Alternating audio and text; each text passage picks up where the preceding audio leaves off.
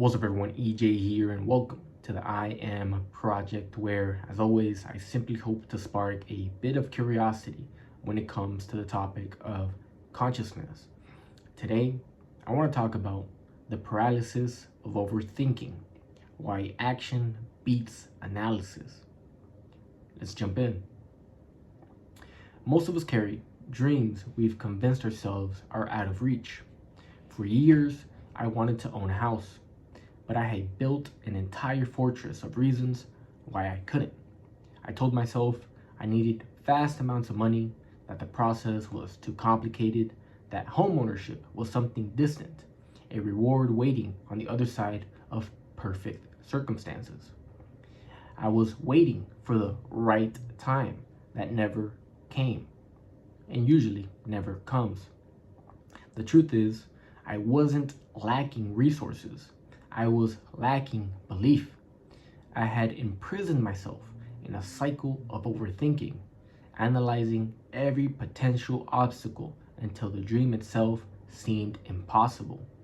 This is the insidious nature of analysis paralysis. It masquerades as prudence while actually serving as a shield against risk, change, and growth.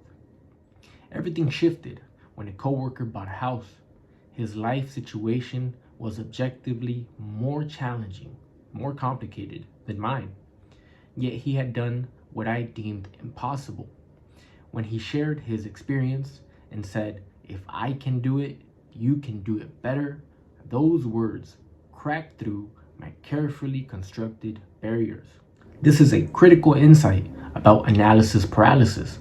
We often know more than we think we do, and we're more capable than what we believe.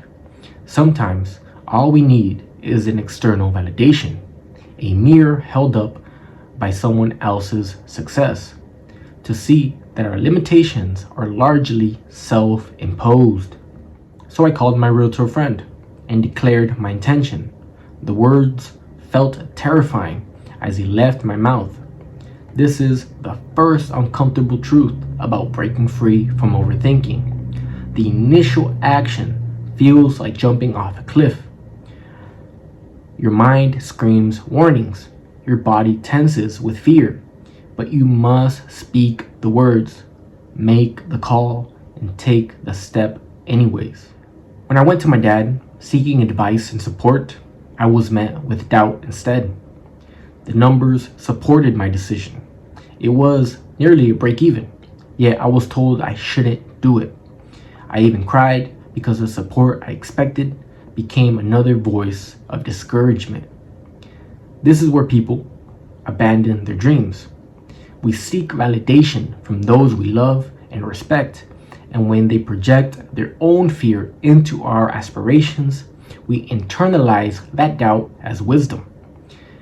But here's what I've learned. Their doubt wasn't about my capability. It was about their own relationship with risk and possibility.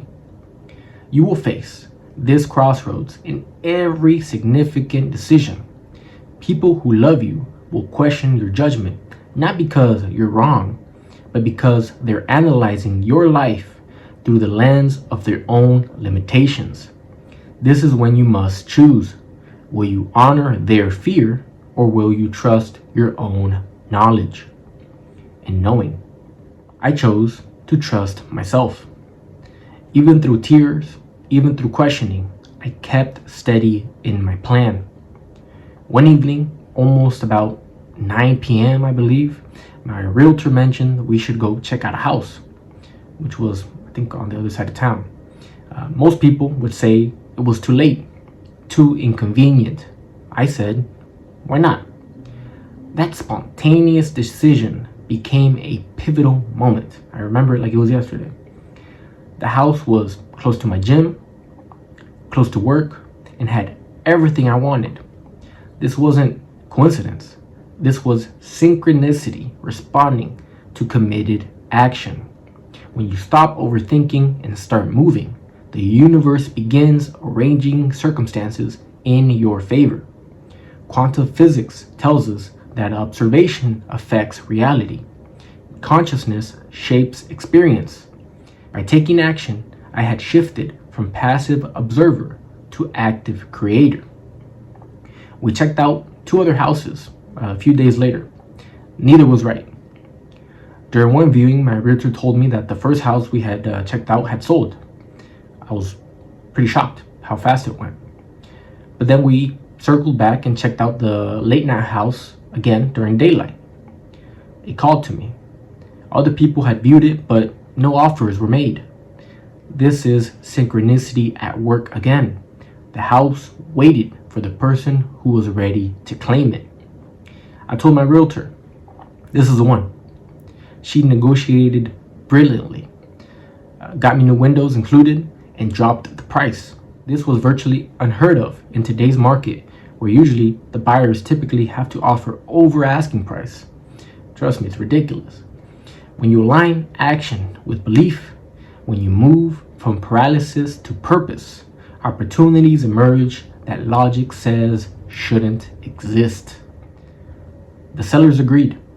The process began. I was still scared and excited simultaneously. This is the natural state of growth. My parents continued to doubt and question, but I had already made my choice. I had broken through the analysis paralysis and entered the realm of manifestation.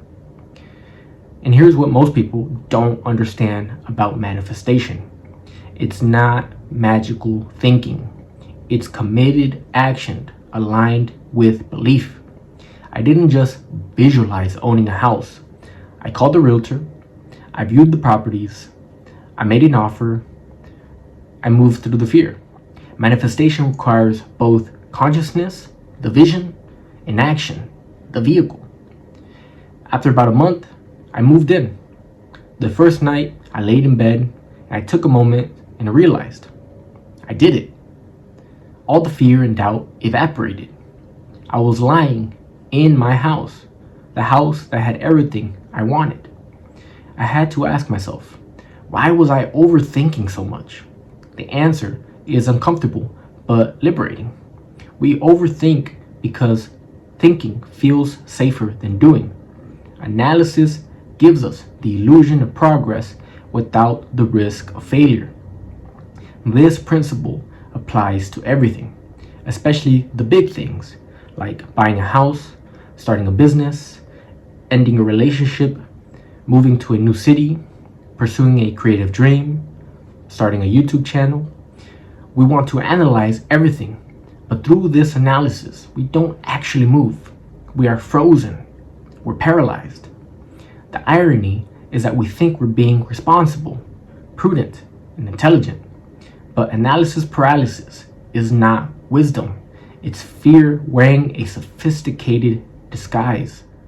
Don't misunderstand me. Analysis and assessment are very important. You shouldn't take reckless decisions.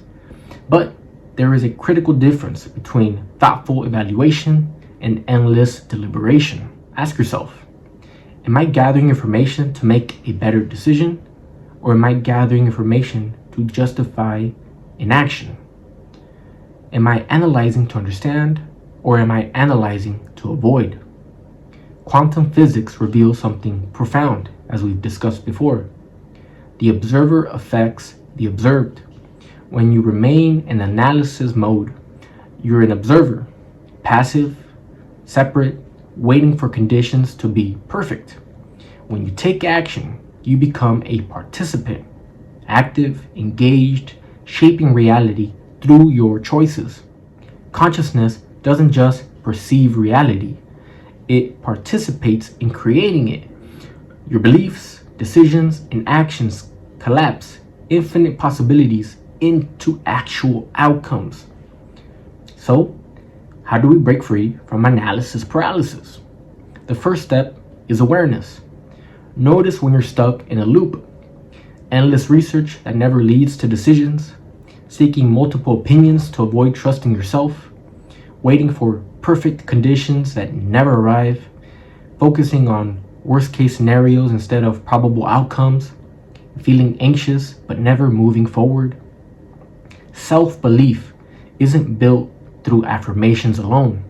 It's built through evidence. Every time You take action despite fear. You prove to yourself that you're capable. Start with smaller decisions and build momentum. Right? You don't need to take big leaps. Small steps. When my coworker said, "If I can do it, you can do it better," he gave me permission to believe. But ultimately, I had to give myself permission through action. Pay attention to the moments when circumstances align unexpectedly. The late night house viewing that became my home. The house that waited despite other viewers. The rare negotiation success in a seller's market. These aren't coincidences. They're confirmations that you're on the right path. When you commit to action, life conspires to support you. When people doubt you, even people who love you, remember, their limitations are not your ceiling. My dad's doubts came from his own experience and fears, not from any deficiency in me. Listen to advice, but make decisions based on your own inner knowing. The numbers supported my decision. My intuition supported my decision. That was enough. Fear and excitement coexist in moments of expansion. I was terrified and thrilled simultaneously throughout the entire process. This is normal. This is healthy. If you're not feeling some fear, you're probably not growing. The question isn't, how do I eliminate fear? It's, how do I move forward with fear as a companion?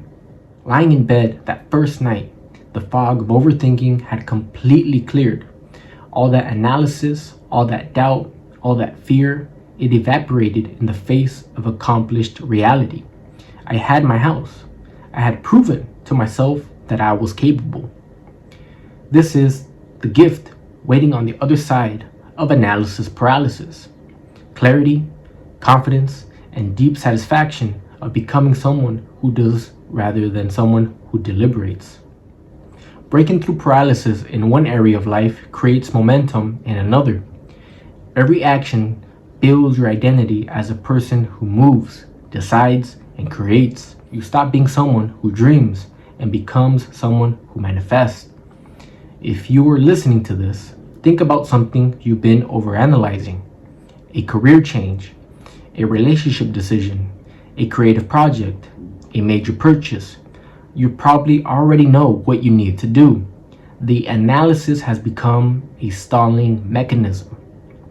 The numbers will never be perfect. The conditions will never be ideal. The fear will never fully disappear. But none of that matters as much as a simple act of beginning. Action is key. It is the key. Not perfect action, not fearless action, just action. When you act, you gather real world data instead of hypothetical scenarios. You discover that most of what you feared never materializes. You learn that you're more adaptable than you imagined. You find that the universe responds to movement in ways it never responds to contemplation. Whatever you've been overthinking, whatever dreams you've been analyzing to death, I invite you to take one concrete action today. Not tomorrow, not next week, not next month, today. Right? Don't wait for conditions to be right. Don't wait for the perfect moment. Start today. Make the call, send the email, schedule the appointment, submit the application, have the conversation, whatever it is. Do it today. Sometimes you just have to start. All right? It's gonna feel like you're jumping off a bridge. It's not. You're stepping off a 2x4 or a 2x2, if anything. On the other side of your analysis paralysis is not just the things you want. It's the version of yourself who has proven they can move through fear, trust themselves, and create their reality. That person is already within you. They're just waiting for you to take the first step. If I can do it, you can do it better. Now go prove it to yourself. Do it. Believe. Believe, motherfuckers. All right. I hope that was useful. That's it for today, guys. As always, if any of this is helpful, I would appreciate a like, that you subscribe, and have a great one. Remember, you guys are loved, you guys are awesome, believe in yourself, and kick ass. Until next time.